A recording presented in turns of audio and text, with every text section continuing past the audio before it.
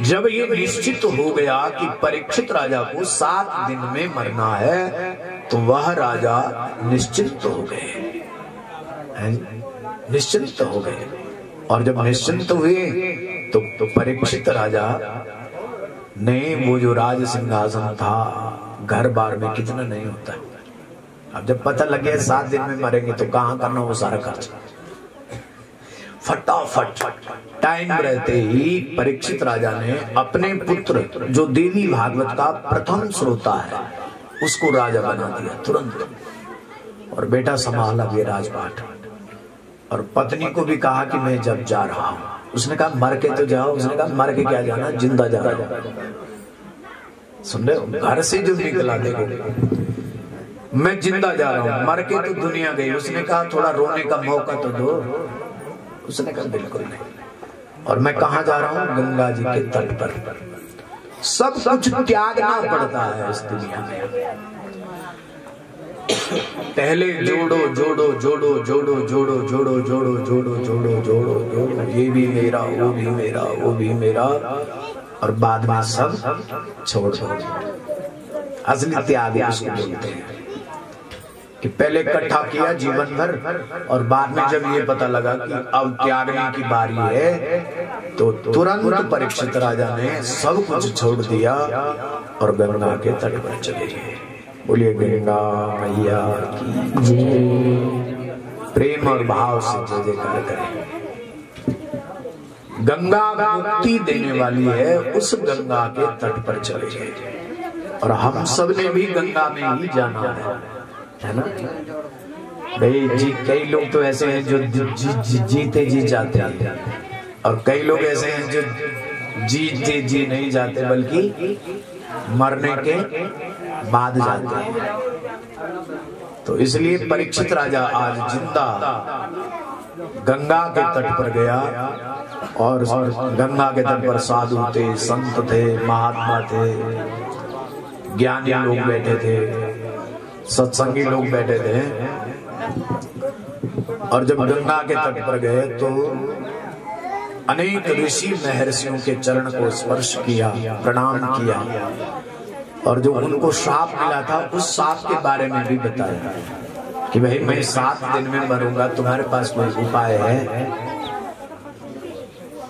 और ये उपाय नहीं पूछा कि मुझे बचा दो, ये पूछा कि गंगा के तट पर कोई ऐसा उपाय है जो मैं मुक्ति को प्राप्त करूं,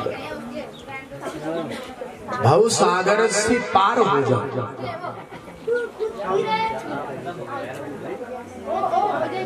मुक्ति को चाहा, भोग तो भोग लिए नहीं, लेकिन मुक्ति को चाहा कि मैं मुक्त कैसे होऊंगा। अच्छा, हमें ये पता कैसे लगेगा कि वो आदमी स्वर्ग गया कि नरक गया? भाई जब आदमी मरते हैं तो मरने वाला तो गया, लेकिन हमें जो उनके जो हम संताने हैं, हमको कैसे पता लगेगा कि वो आदमी जिंदा स्वर्ग गया कि नरक गया? एक शिष्य ने अपने गुरुजी से पूछा कि गुरुजी जरा हमें ये बताओ कि जीव जब मरता है तो कैसे पता लगे कि वो स्वर्ग गया कि नरक गया? ध्यान से।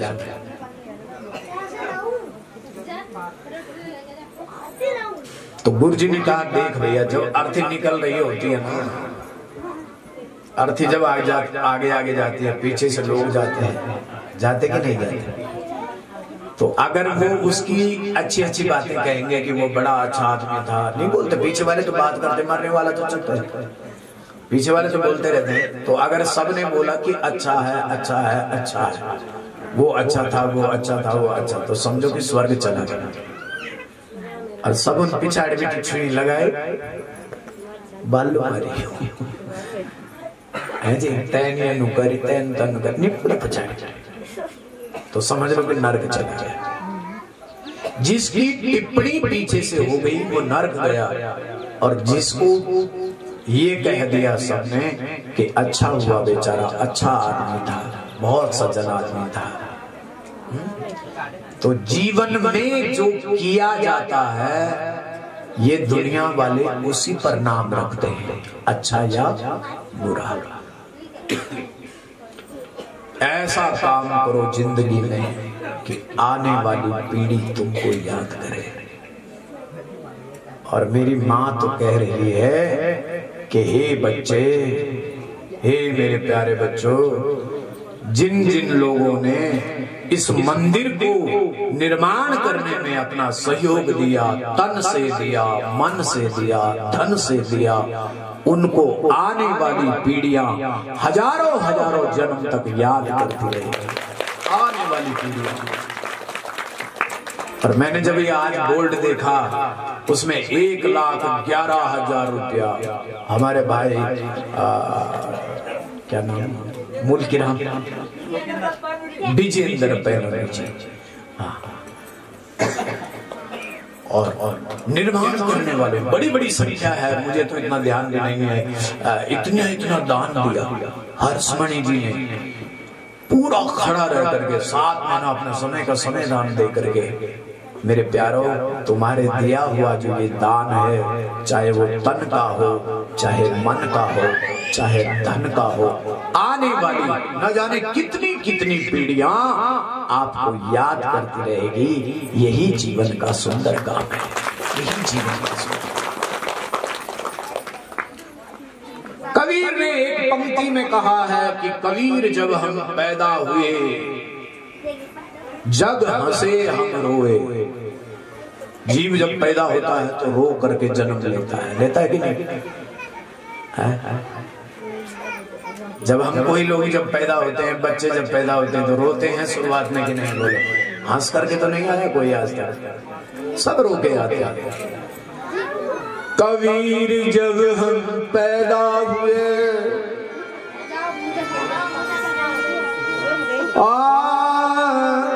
कबीर जब हम पैदा हुए, जग हंसे हम रोए। ऐसी करनी कर चलो,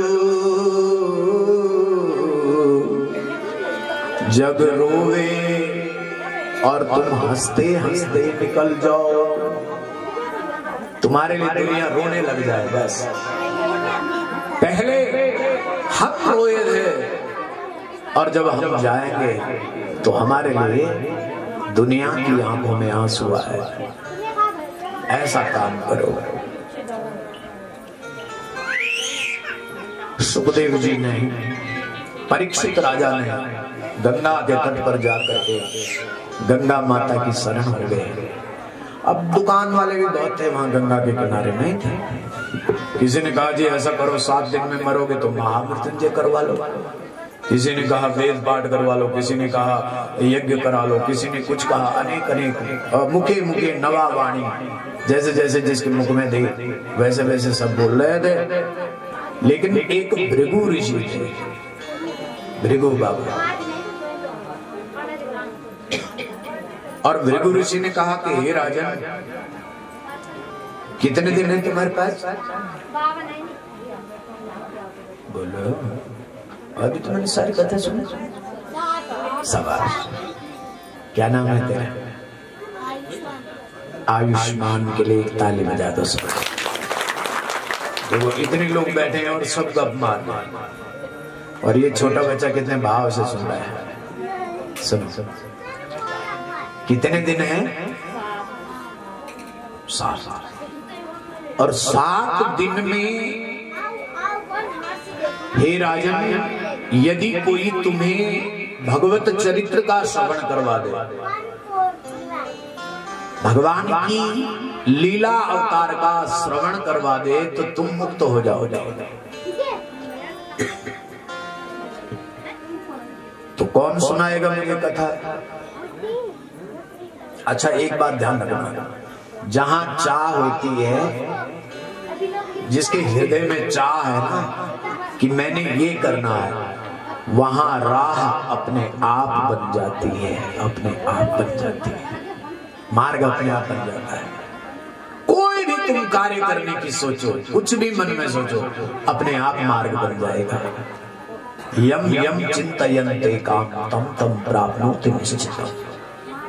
देवी माँ की जो दुर्गा सप्तशती है उसमें लिखा हुआ है कि यम यम चिंतयन्ते काम, तुम जो जो चिंतन करते हो वैसा वैसा तुम्हें प्राप्त होता रहता है। यम यम चिंतयन्ते काम तम तम प्राप्नोति निश्चितम्। और चाहत ही तो राह बन गई, समझो, और राह बन गई तो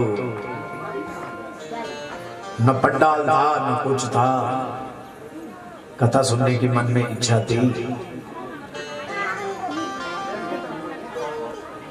और हमारे बड़े भैया हर्षमणि के मन में तो अब क्या करूं, नाम लेना पड़ता है बार बार। बड़े भाई बोलेंगे तो आप बोलेंगे न जाने कौन है। इनके मन में बैठा था माँ,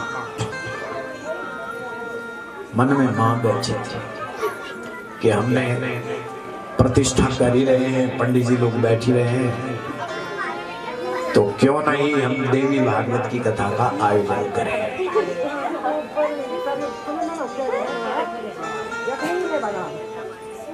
और हम इधर पीपल मंडी में कथा में थे,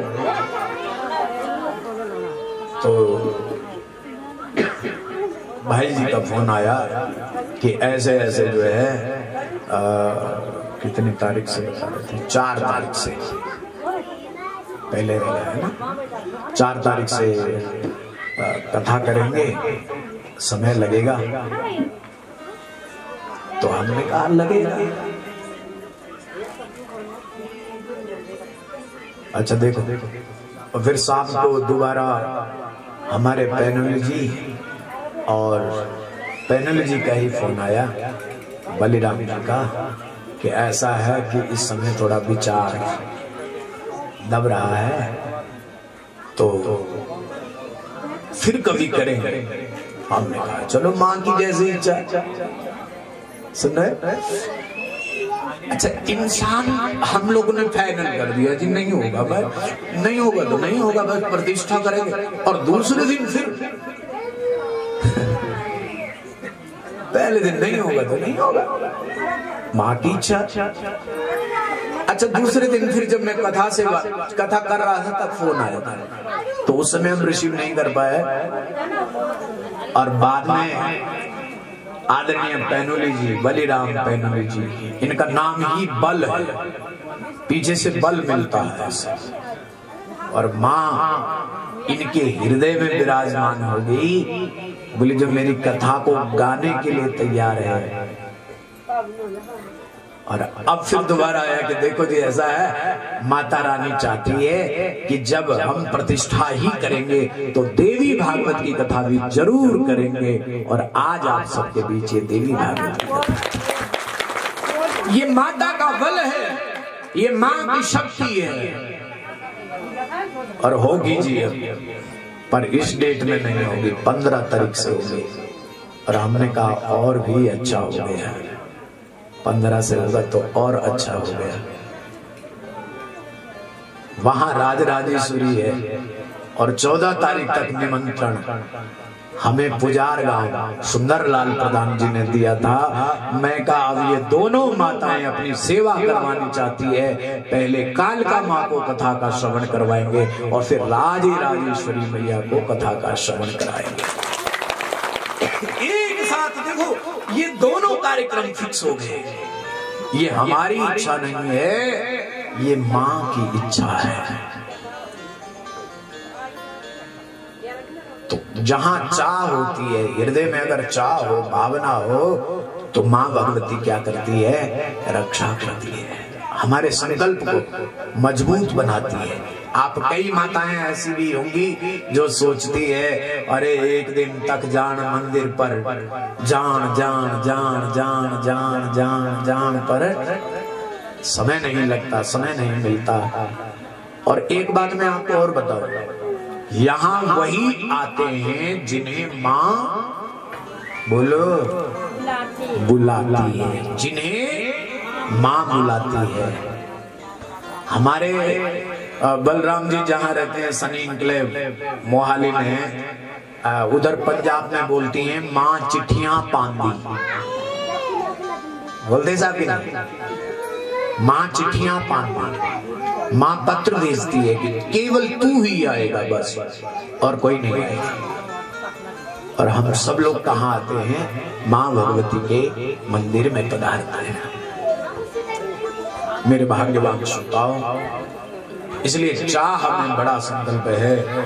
जब भी कोई चीज चाहना करोगे, बस तुम अच्छा सोचो, माँ भगवती तुम्हारे संकल्प में बल देगी, ताकत देगी, सामर्थ्य देगी और तुम्हारा सोचा हुआ पूरा करेगी।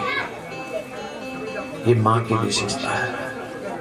लेकिन परीक्षित राजा के पास श्रवण करने के लिए कान है बस, बाकी कुछ भी साथ में नहीं है। गंगा के किनारे बैठे, बाकी कुछ भी पास में नहीं है। तो परीक्षित ने कहा, कौन सुनाएगा फिर मुझे भागवत जी की कथा? और इतने में भगवान सुखदेव जी का पदार्पण हुआ। सुखदेव व्यास जी के पुत्र हैं। किसके बेटे हैं? व्यास जी के बेटे, जिनकी मैंने आपको कल कथा सुनाई थी। व्यास कौन थे? जिन्होंने 18 पुराण लिखे, जिन्होंने वेदों का विभाजन किया, वो व्यास थे। जिन्होंने 6 शास्त्रों की रचना करी, महाभाष्य, महाभारत आदि ग्रंथों का निर्माण किया, वो व्यास थे। और व्यास जी ने अपने जीवन में 7 शिष्य बनाए। व्यास जी ने अपने जीवन में 7 शिष्य बनाए और सबसे प्रधान जो शिष्य थे वो सूत जी महाराज थे। नीच जाति में हर जगह आपने सुना होगा, सूतुवाच एकदाने विसारण्ये ऋषया सनकादया प्रपक्षु मुनयः सर्वे सूतं पौराणिकं खलु। एकदा सूत जी महाराज नीच जाति के थे पर बड़े विद्वान थे। सूत जी कोई ब्राह्मण नहीं थे, कोई बहुत बड़े ज्ञानी भी नहीं थे। सूत जी थोड़ा निम्न वर्ग में थे, और लेकिन ज्ञान तो बहुत था भैया। और बाद में बलराम जी ने उनको कथा का अनाधिकार समझ करके, तो बलराम जी ने कभी कभी काला मंत्र में अपने हल से इनकी गर्दन काट दी थी, ऐसी कथा है। तो सूत जी भी और लोमहर्षण जी भी, और एक इनका अपना बेटा था सुखदेव, और अपने बेटे को भी कथा सुनाई। और सबसे मुश्किल कथा सुनाना किसको है? अपनी पत्नी को। सारी दुनिया को कथा सुना दोगे, खुश हो जाएंगे सब तुम्हारी कथा से, लेकिन पत्नी को सुनाना सबसे मुश्किल है। शंकर जी नहीं सुना पाए। शंकर जी की पत्नी का नाम क्या था? उमा, गौरी, पार्वती आदि अनेक अनेक नाम थे पार्वती। शंकर जी ने कभी भी पत्नी को कथा नहीं श्रवण करवाया, बस सुनी नहीं उसने। सुनी नहीं, सुनाते कैसे? भगवान तो सुनाने के लिए बैठे थे, कई बार कथा का श्रवण भी करवाया, लेकिन पत्नी सुनती ही नहीं थी। अमर कथा सुनाया तो वहां नींद आ गई। अगर से ऋषि के आश्रम में गए तो वहां नींद आ गई। तो परीक्षित राजा बैठ गए और इतने में सुखदेव जी का आगमन हो गया। न जाने कहां से बिन बुलाए, अतिथि देवो भव, बिन बुलाए जो आए उसको भगवान का रूप कहते हैं।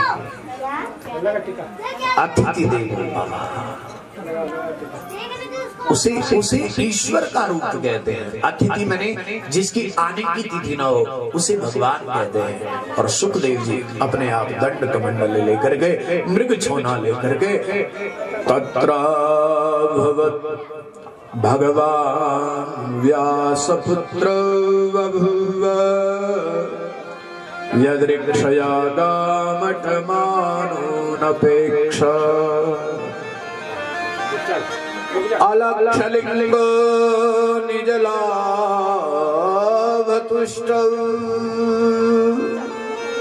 वृतश्च बालेर् अवधूत वेश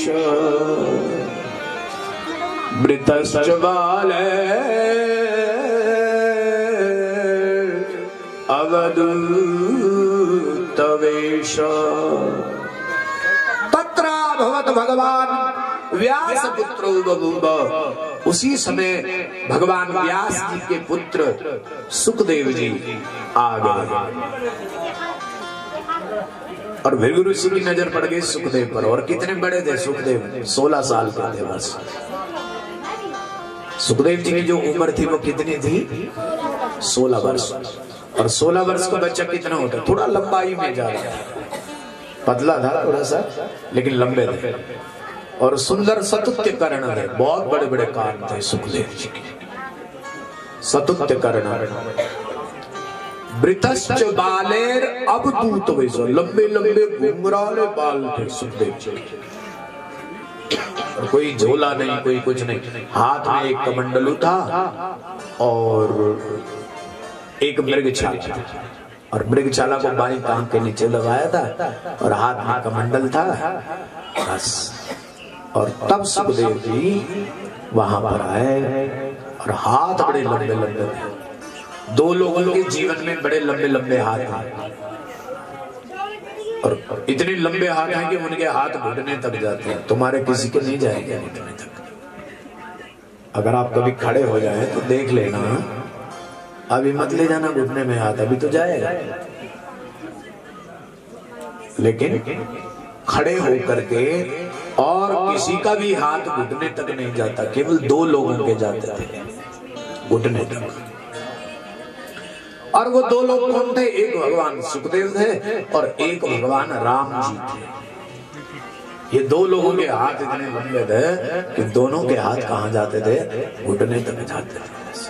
आजान मुझ सर चाप, आजान मतलब जानो, मतलब घुटने तक जिनके हाथ जाते थे उनको सुखदेव कहते हैं, लंबे लंबे हाथ। और भृगु ऋषि की नजर पड़ी, तत्रावत भगवान व्यास पुत्रो बभूव यदृक्षया गामटमानोनपेक्ष। अनपेक्ष, कोई उनकी कामना भी नहीं थी कि मुझे इतना मिले, ऐसा मिले, ये करूं। अनपेक्ष थे, मिला तो खाया, नहीं मिला तो सोए बस। संत थे, साधु थे बस।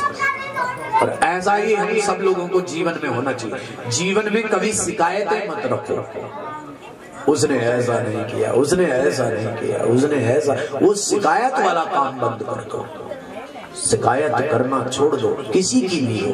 उसने मुझे ये नहीं दिया, उसने मुझे ये नहीं पूछा। शिकायत वाली जिंदगी शिकायतों से भर जाती है, फिर भगवान का नाम कहाँ रखोगे? हमारे पास तो पिटारा एक ही है ना। इस पिटारे में अगर शिकायत से भर दोगे तो भगवान के नाम को कहाँ रखोगे बताओ? इसलिए शिकायतें करना बंद करो। जैसा मिले खाओ, जैसा मिले सो जाओ, और जैसा बोलने का अवसर मिले बोल दो। अनपेक्ष, जिनकी कोई इच्छा नहीं है, वो भगवान सुखदेव हैं। और तब भृगु ऋषि ने कहा, हे राजन परीक्षित, वो देखो सामने आ गया। ये व्यक्ति अगर तुम्हें अलक्षलिंगो निदलावतुष्टो वृतश्च बालेर अवधूत वेश, इनकी समझ में अगर आ जाए तो ये तुम्हें कथा सुना देंगे। देखो पहले जब गुरुजी बनाते थे लोग तो गुरुजी की सेवा करते थे कि नहीं करते थे? देखो पहले जमाने में। अब तो 2 दिन तक गुरुजी की सेवा करेंगे और तीसरे दिन गुरुजी क्या करें, रोटी तुम ही बना दो, देखते हैं कैसी बनाते हो। और फिर गुरुजी ही सेवा करने लग जाएंगे। आजकल के शिष्य क्या चाहते हैं कि गुरुजी बस 2 रोटी खा दो, ज्यादा नहीं खा। अब तुम्हारे डेरों में पत्ता ही ना, और गुरुजी से उल्टा सेवा करवाते हैं। और शिष्य जब सेवा करता है गुरु की, ध्यान रखना, तब गुरु क्या होते हैं? द्रवित होते हैं और शिष्य को और ज्ञान देते हैं। तब तब शिष्य के प्रति गुरु कभी कंजूसी नहीं करता हो। जितना ज्ञान होता है उसके पास सारा का सारा उड़ेल देता है और शिष्य की झोली में डाल देता है। ये गुरु का कर्तव्य है। भगवान सुखदेव यदि तुम्हें भागवत की कथा का श्रवण करा दे तो हे राजन तुम मुक्त हो जाओगे। और तब राजा जो चक्रवर्ती सम्राट था, उस चक्रवर्ती सम्राट परीक्षित ने जैसे देखा कि वो 16 वार्षिकस्तदाह 16 साल का सुखदेव जब आ रहा है तो महाराज परीक्षित चक्रवर्ती होते हुए भी साष्टांग प्रणाम करने लगे। गुरु जी के चरणों में साष्टांगोऽयं प्रणामस्तु। गुरु जी के चरणों में गिर गए और सुखदेव जी के चरणों में जैसे गिरे तो सुखदेव जी को उठाना पड़ा। और तब सुखदेव जी ने जब उठाया तो पूछा, हे राजन तुम मेरे पिता की उम्र के हो और मेरे चरणों में गिरना तुम्हारे को शोभा नहीं देता। हे राजन क्या चाहते हो?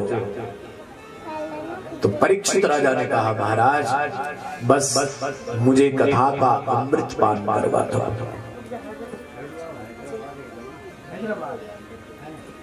तो राजा कहने लगे, भैया हम तुम्हें अमृत पान कैसे कराएंगे? मैं तो अभी छोटा बच्चा हूँ।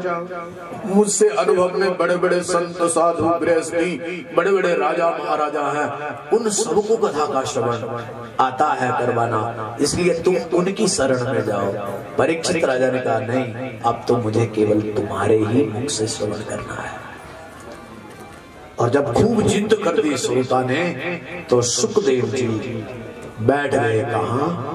एक चबूतरे पर, और नीचे परीक्षित राजा बैठ गए। कथा सुनने के लिए भी तन और मन को एक करना पड़ता है। जिसका तन और मन एक हो गया उसी की समझ में ये कथा आती है। जब तक तन और मन हम एक नहीं करेंगे ये कथा समझ में नहीं आने वाली है। ये कथा समझ में आने वाली है।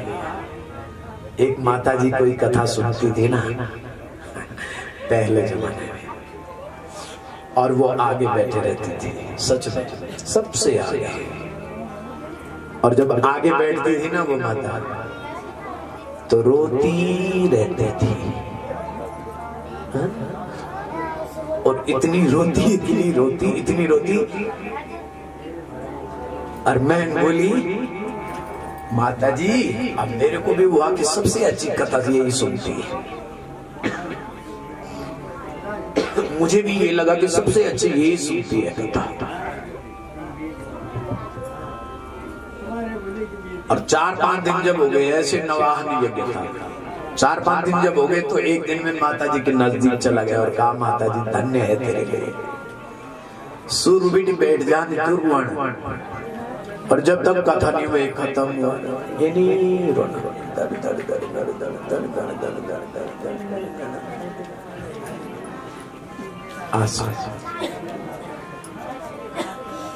और उस बेचारी माता ने मेरे सिर पर हाथ रखा है और कहा, बेटा तू क्या सोच रहा है? भक्ति मेरे भीतर।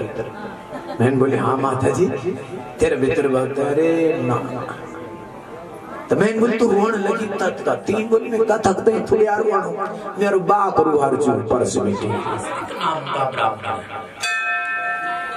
एक काटने जा रहा है और एक बचाने जा रहा है। समझो तो बचाने वाले ने पूछा, आस्तिक नाम के मुनि ने उसको पूछा, भैया तू कौन है? उसने कहा, मैं तक्षक नाग हूं।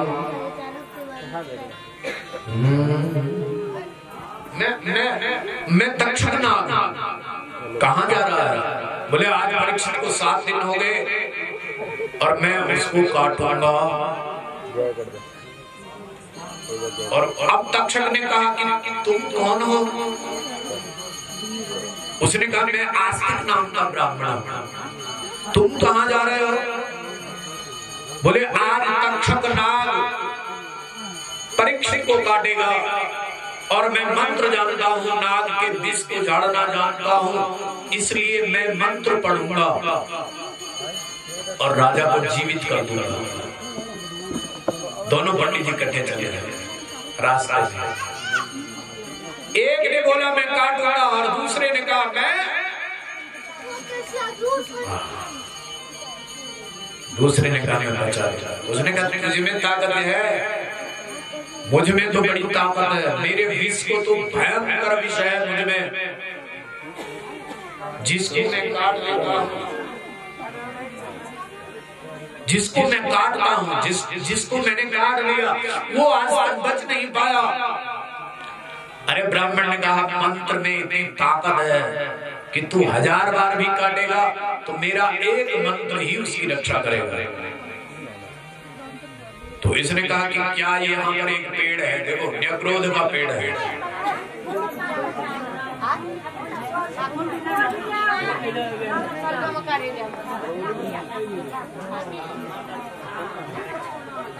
कोई बात नहीं, क्यों टोक रहे हो आप, कोई नंद ही जग जा।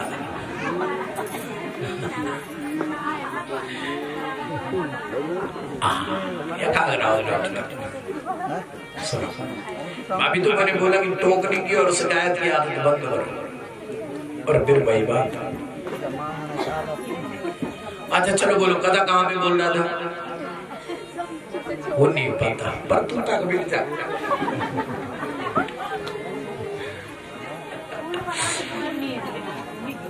कहाँ पर थी कथा?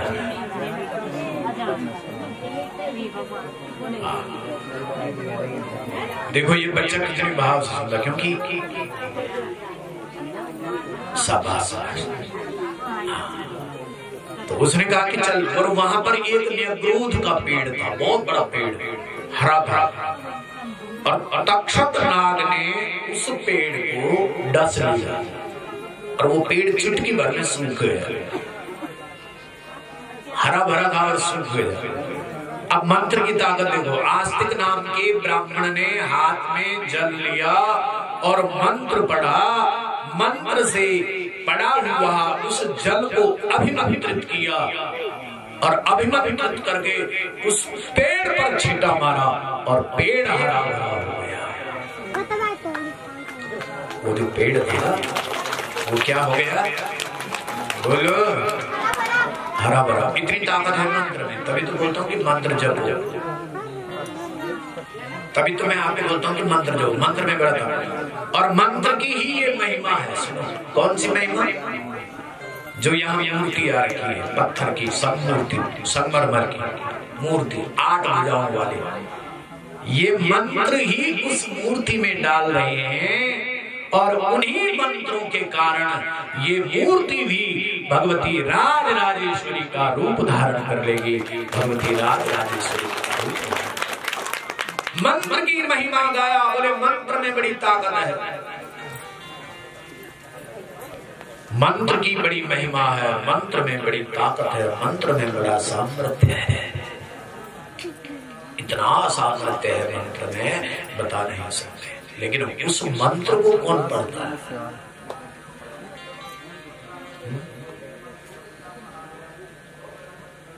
मंत्र पढ़ते कौन है? मंत्र तो ब्राह्मण पढ़ते हैं ना, पढ़ने के लिए तो कोई भी पढ़ सकता है, लेकिन ब्राह्मणों के मुख से उन मंत्रों का जाप होता है।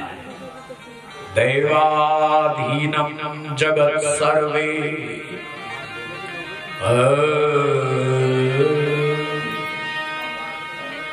मंत्रधीनम च देवता। ये जो सारा संसार है ये देवताओं के अधीन है।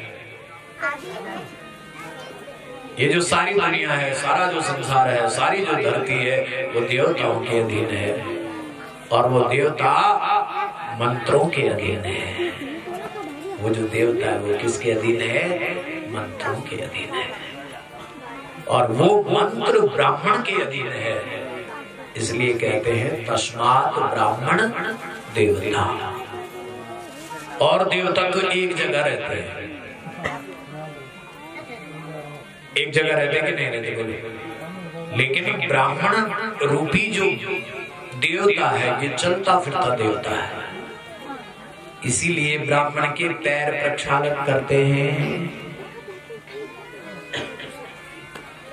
ब्राह्मण के चरण प्रक्षालन करते हैं, क्योंकि वो देवता है। चरण प्रक्षालन करते हैं। ब्राह्मण को क्या लगाते हैं? तिलक लगाते हैं, उनको दक्षिणा देते हैं, उनको खिलाते पिलाते हैं, है ना जी? तो ब्राह्मण देवता है। इसलिए तक्षक नाग डर गया कि जिसने पेड़ को हरा भरा कर दिया वो तो राजा को बचा देगा। अब तक्षक नाग ने कहा कि भैया अगर तुमने ऐसा किया तो जिसने श्राप दिया है उसकी महिमा कम हो जाएगी। अब बताओ तुम क्यों बचा रहे हो उसको? तो इस आस्तिक नाम के ब्राह्मण ने कहा कि जी मुझे पैसा चाहिए, बस मैं पैसे के लिए बचा रहा हूँ। तो तक्षक नाग ने कहा कि वो तो मैं ही तुझे दे दूंगा पैसा। उसने कहा तू दे दे, मैं नहीं जाऊंगा। वो धन तू मुझे दे दे, मैं नहीं जाऊंगा उधर। और तब तक्षक नाग ने बहुत सारा धन इस ब्राह्मण को दिया और ब्राह्मण अपने घर चला गया। अब देखो तक्षक नाग ब्राह्मण का वेश बदल करके जब वहां गया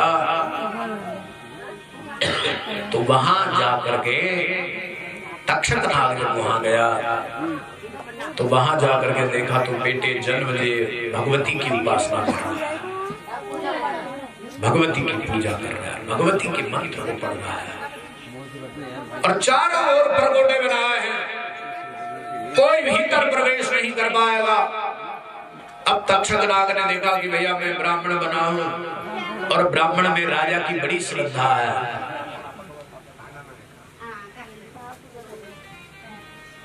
ब्राह्मण में बड़ी श्रद्धा है, इसलिए ब्राह्मण में जब श्रद्धा है तो ब्राह्मण देवता को प्रणाम किया और तक्षक नाग ने फिर वेश बदल दिया। पहले इच्छाधारी नाग हुआ करते थे, इच्छाधारी नाग होते थे। नाग ने पहले ब्राह्मण बना और अब ये तक्षक नाग इच्छाधारी बन करके अब ये यक्ष बन गया। और जैसे यक्ष बना तो थोड़ा सा प्रसाद हाथ में रख लिया। कौन सा प्रसाद? केला। अच्छा, केले के भीतर तक्षक गया। केला तो आपने खाया होगा, तो इसके भीतर खाया या थोड़ा देखा भी। कई लोग तो बिल्कुल ऐसा भूख लगी रहती बस लेकिन उसके भीतर एक काली सी छाया रहती है। केले के भीतर एक काली सी छाया रहती है, बस वहीं पर तक्षक नाग बैठा था। और तक्षक नाग जब बैठा था तो यक्ष ने कहा जन्मदेव से कि हे जन्मदेव, हम तुम्हारे पिता के लिए प्रसाद लाए हैं, हिमालय से आए हैं और तुम्हारे पिता के लिए प्रसाद लाए हैं। आप अगर ये प्रसाद अपने पिता को दे देंगे तो आनंद आ जाएगा। और पिता ने कहा ठीक है। राजा जन्मदेव अपने पिता के पास गए, पिताजी थोड़ा प्रसाद किसी यक्ष ने लाया है, अगर आप इस प्रसाद को खाते हो तो आप सुखी हो जाएंगे, अमर हो जाएंगे। परीक्षित राजा ने प्रसाद के लिए मना नहीं किया और परीक्षित राजा ने उस प्रसाद को अपने हाथ में ले लिया और केले को छीला और छील करके जैसे मुख में रख रहा था तक्षक नाग प्रकट हो गया और राजा को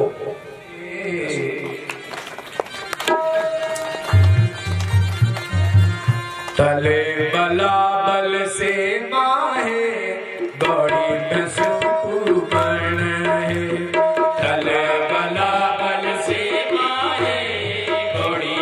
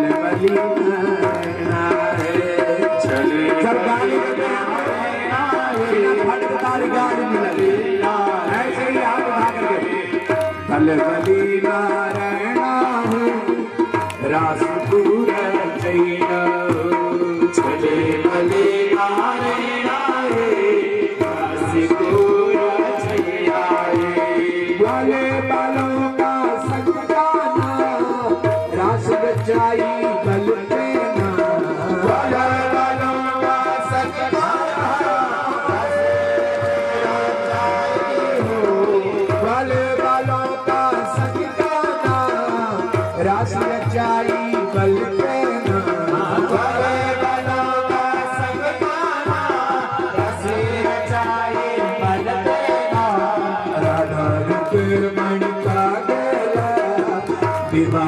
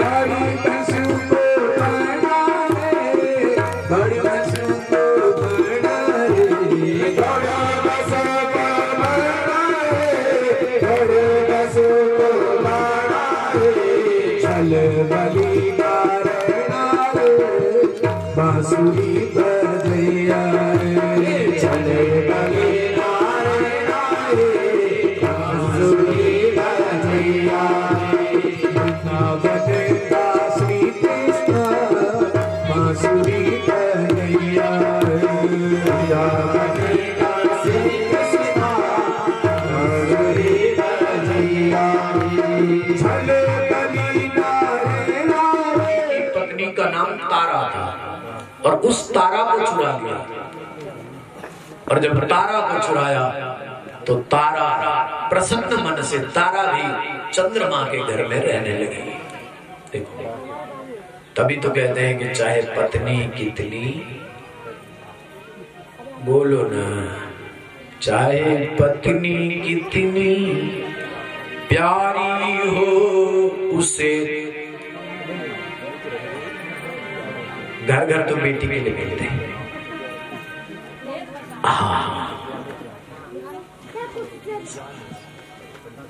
उसे भेद बताना ना चाहिए।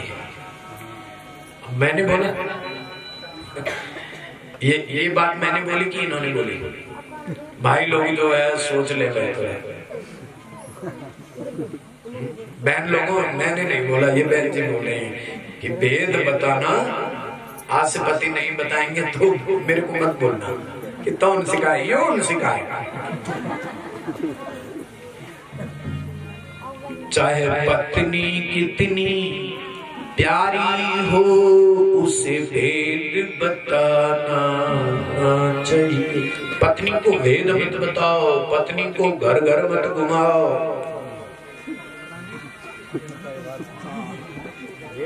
अगर अगर अगर अगर पत्नी ने घूमना सीख लिया ना,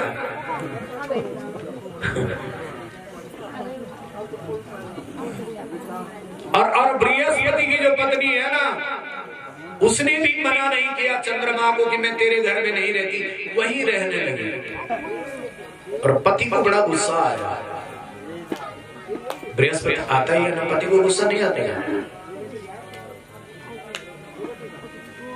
और आजकल पति लोग तो न जाने कितने बार मोबाइल चेक करते हैं अपनी पत्नी के। गुस्सा भी जरूरी है, बोलो सारे झगड़े तो ऐसे ही नहीं हुए। रावण का झगड़ा क्यों हुआ? रावण का झगड़ा भी इसीलिए हुआ, शूर्पणखा की नाक काटी। और राम जी क्यों लड़े? कि उसने मेरी पत्नी को चुराया कि नहीं चुराया? अच्छा, महाभारत क्यों हुआ? द्रौपदी के कारण हुआ कि नहीं? द्रौपदी के कारण हुआ। द्रौपदी ने क्या बोला था? द्रौपदी ने बोला था अंधे का बेटा अंधा है क्या? इसी पे झगड़ा हो गया, पूरा महाभारत बन गया। ये तलाक जो होते हैं जिसके कारण पति पत्नी का सामंजस्य जब अच्छा नहीं बैठता है तब ऐसा होता है। और हम सबको इसकी रक्षा करनी चाहिए, हम सबको इसका पालन करना चाहिए। हमारे पति कैसे प्रसन्न रहे वैसा करो। गुरोस्तु दयितो भार्या तारा नामेति विश्रुतः रूप यौवन संयुक्ता सर्वांगी मद विह्वला। सर्वांगी मद विह्वला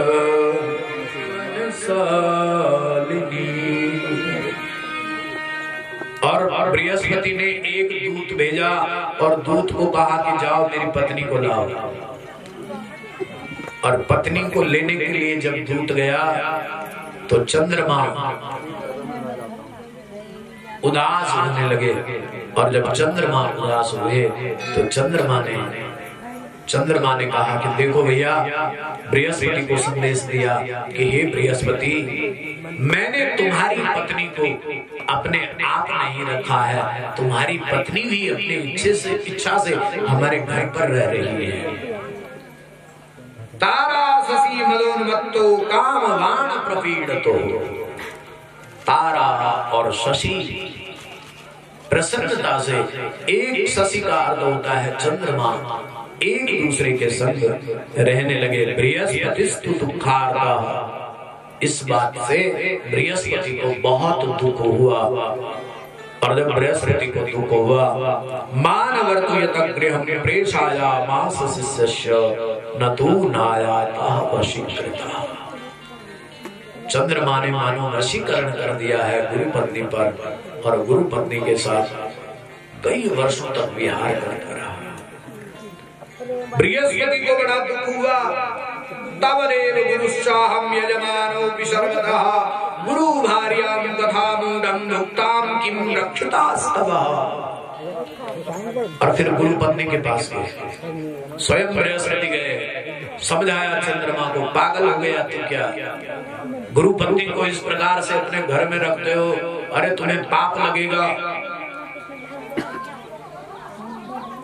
और शशि ने कहा, हे ब्राह्मण देवता, थोड़ा शांत हो जा। ब्राह्मण का क्रोध अच्छा नहीं होता, और जो ब्राह्मण क्रोध करता है वह ब्राह्मण पूजनीय भी नहीं होता। गुस्से वाला जो ब्राह्मण है वह पूजा के योग्य भी नहीं है। इसलिए तुम शांत हो जाओ। क्रोधादेति दुराराध्य। अरे क्रोध करने वाले ब्राह्मण की पूजा भी नहीं होती। क्रोधाध्ये आराध्य ब्राह्मण क्रोध वर्जितः पूजार्या धर्म शास्त्रज्ञ। अच्छा सुना, जो ब्राह्मण क्रोधी है वो पूजा में वर्जित है। जो लोभी है वो भी पूजा में वर्जित है। जो कामी है, काम, क्रोध, लोभ, मोह जिस ब्राह्मण के भीतर है वो पूजा में वर्जित है। पूजा रहा धर्म शास्त्रज्ञ वर्धनीयोस्ततोस्ततः आगमिष्यन्ति शाकामं गृहं ते वरवर्णनि अत्रैव संस्थिता बाला काते हानि निराप्यः। और आ जाएगी अगले महीने, क्या दिक्कत है, एक महीने और रहने दो यहाँ। बृहस्पति लड़ तो सकते नहीं थे, क्योंकि ब्राह्मण का स्वभाव तो गुस्सा करना तो है नहीं। लड़ तो सकते नहीं, बस बोलते गए मेरी पत्नी दे दे मेरी पत्नी। उसने कहा पहले मेरे साथ युद्ध कर। बृहस्पति ने युद्ध नहीं किया। और जब बृहस्पति युद्ध नहीं करने लगे तब बृहस्पति देवराज इंद्र के पास चले गए। और तब जब इंद्र देवता के पास गए तो इंद्र से सहयोग मांगा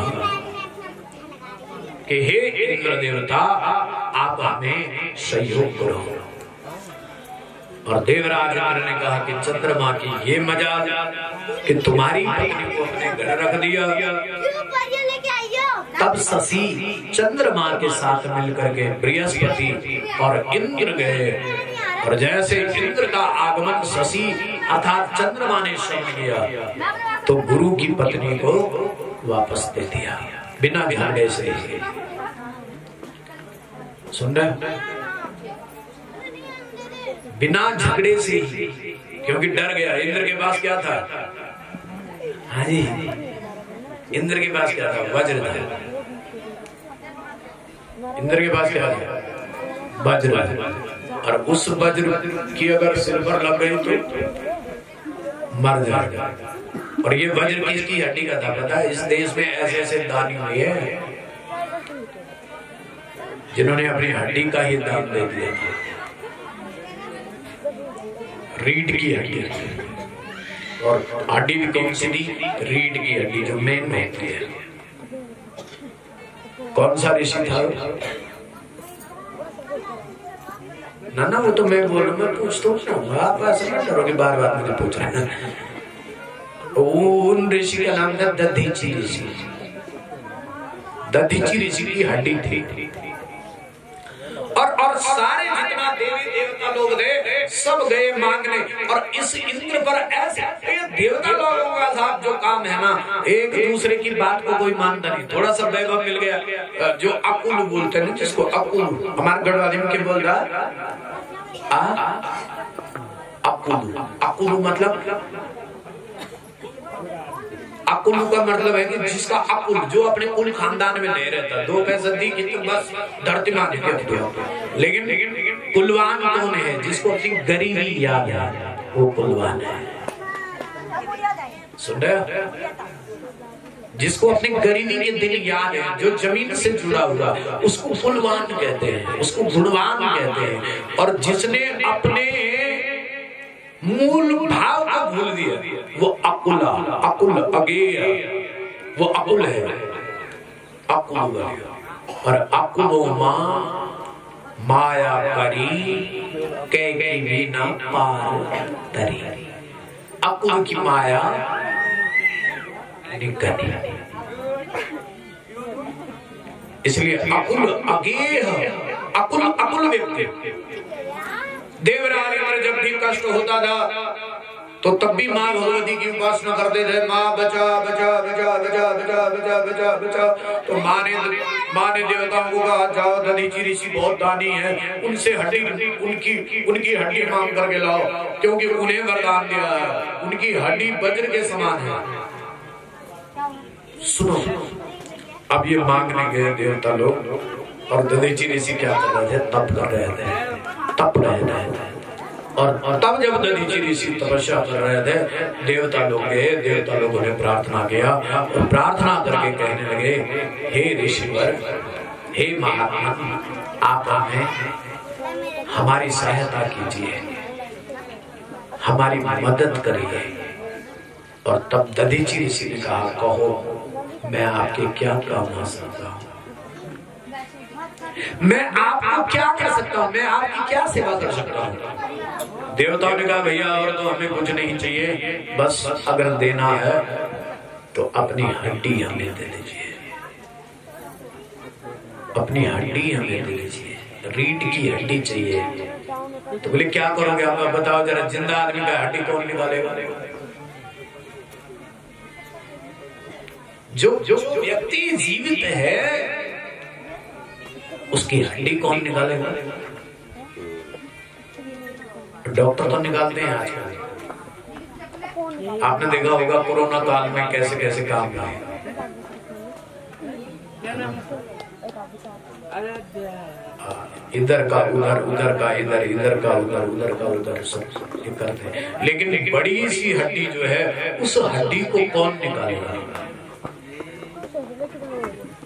तो सारे देवता लोगों ने प्रार्थना किया और दधीचि ऋषि ने कहा कि मेरे पास एक गाय है और इस गाय की जो जीभ है ये बड़ी मजबूत है। सुधा है ना?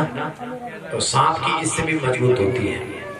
हल्का सा ऐसा करेंगे तो एक गाय का निर्माण किया। गंगा जी को ठंड पानी, गंगा जी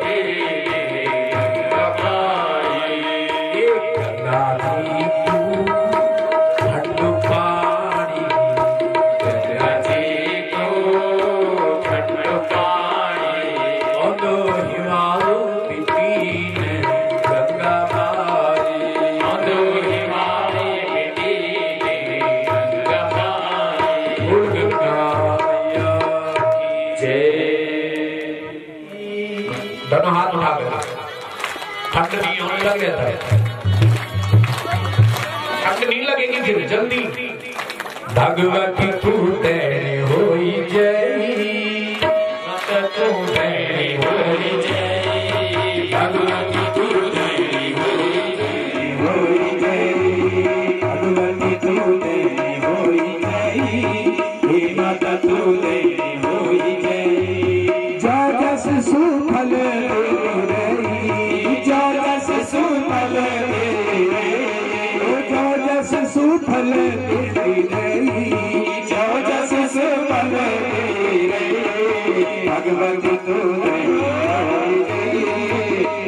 माता तू दोनों हाथ लगे